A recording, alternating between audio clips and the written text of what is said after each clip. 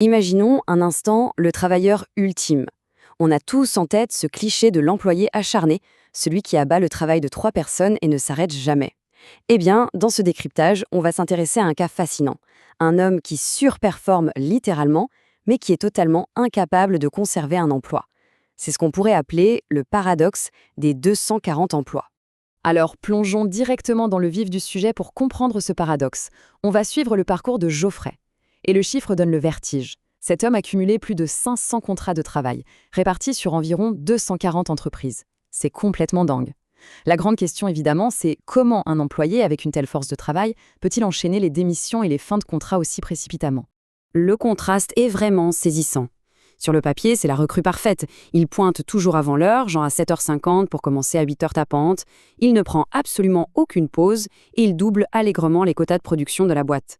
Mais, et c'est là tout le drame, la réalité finale, c'est le chômage à répétition, une pauvreté qui s'installe et surtout une rage intérieure qui le consume à petit feu. Première partie, le piège de la compétence. En fait, le conflit central pour Geoffrey ne vient pas du travail en soi, qu'il apprécie plutôt. Le nœud du problème, c'est le choc frontal entre ses valeurs ultra-rigides et la nature humaine du monde professionnel. Il l'exprime avec une intensité folle. Il nourrit un ressentiment épidermique envers ceux qui s'investissent moins.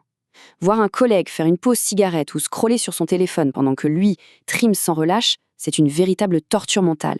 Et quand on regarde les chiffres, cette vision hyper méritocratique saute aux yeux. D'un côté, il expédie plus de 120 colis par heure. De l'autre, la moyenne exigée est de 70. Sauf qu'à la fin du mois, Geoffrey et son collègue moins productif touchent exactement la même chose, le SMIC. Pour lui, ce fossé énorme entre l'effort fourni et la récompense obtenue est perçu comme une injustice intolérable. Et ce sentiment d'injustice permanente dicte sa stratégie.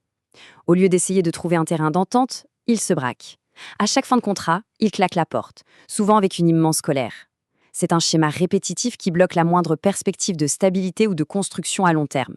Bref, ça donne une quête chaotique tout au long de sa vie. Ça commence à l'usine vers 18 ans, puis il passe agent de sécurité dans la vingtaine, avec des horaires surchargés qui le font basculer un temps dans les stupéfiants. Il essaie ensuite de se reconvertir comme électricien, mais admet lui-même qu'il n'y était pas très doué. Il tente l'aventure comme vendeur ambulant, mais la crise de 2010 vient détruire son activité. Aujourd'hui, de retour dans la logistique, il vit ce qui ressemble à une éternelle fuite en avant. Deuxième partie, douleur physique, racine mentale. Forcément, toute cette tension finit par faire craquer le corps. Ce niveau de friction professionnelle extrême prend littéralement racine dans sa santé. Physiquement, ça se manifeste par une mâchoire serrée en permanence et, plus invalidant encore, par une sciatique tellement sévère qu'il doit parfois se déplacer avec des béquilles. Geoffrey lui-même a bien conscience que ces douleurs fulgurantes sont liées à la colossale tension interne qu'il endure tous les jours. Et cette déclaration fait vraiment réfléchir. Le terme mode combat, il ne l'utilise pas à la légère. La colère ne s'arrêta pas quand il pointe à la sortie de l'entrepôt. Le cerveau refuse de redescendre en pression, le maintenant dans un état d'hypervigilance totale, prêt à exploser à la moindre contrariété. Le plus inquiétant, c'est l'escalade de cette détresse psychologique. Même seul chez lui, sans la moindre stimulation extérieure, la colère continue de bouillonner. On parle carrément d'hallucination auditive. Il décrit entendre distinctement des voix, comme une radio allumée dans une maison vide, ou des grincements de portes. Il en vient à patrouiller chez lui, prêt à se battre contre des intrus invisibles. Troisième partie, décortiquer la colère. Face à ça, son assistante sociale a vite compris qu'il fallait gratter bien plus loin que la simple frustration d'avoir des collègues inactifs. En explorant son passé, on découvre que cette rage remonte à l'enfance, dès le CM1. À cet âge-là, il ressentait déjà ce besoin vital de détruire, de se battre, à tel point qu'il fallait le calmer avec des douches froides. La racine du mal est donc profondément ancrée dans le passé. Si on ajoute à ce vieux traumatisme non résolu des variables très lourdes ces dernières années, on comprend l'explosion.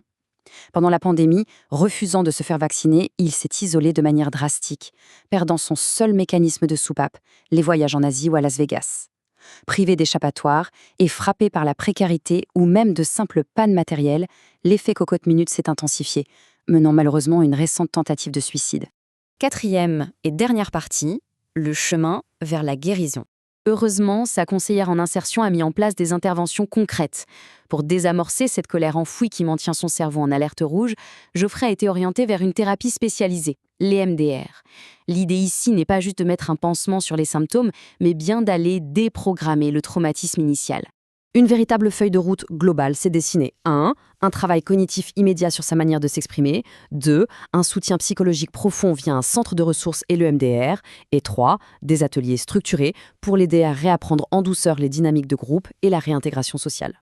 La première étape est peut-être la plus vitale.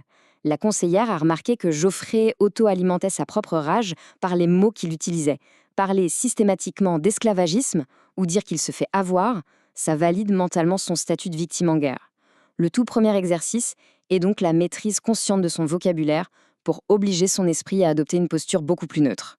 On touche ici à une leçon de résilience assez brillante. En gros, le comportement des autres, on ne peut absolument pas le contrôler. L'énergie passée à s'indigner de l'attitude d'un collègue, c'est de l'énergie perdue. La seule variable ajustable, le seul vrai levier disponible, c'est l'effet que cette situation a sur nous-mêmes. C'est la base pour avancer. En clôture de ce décryptage, le parcours si particulier de Geoffrey soulève une réflexion capitale. Face à des personnes qui fonctionnent avec une grille de lecture aussi absolue et qui portent de telles cicatrices, on peut légitimement se demander si nos structures professionnelles actuelles possèdent la flexibilité nécessaire pour les intégrer. Ou bien sommes-nous coincés dans un système condamné à les rejeter perpétuellement? C'est une vraie question de fond sur laquelle on a tous besoin de méditer aujourd'hui.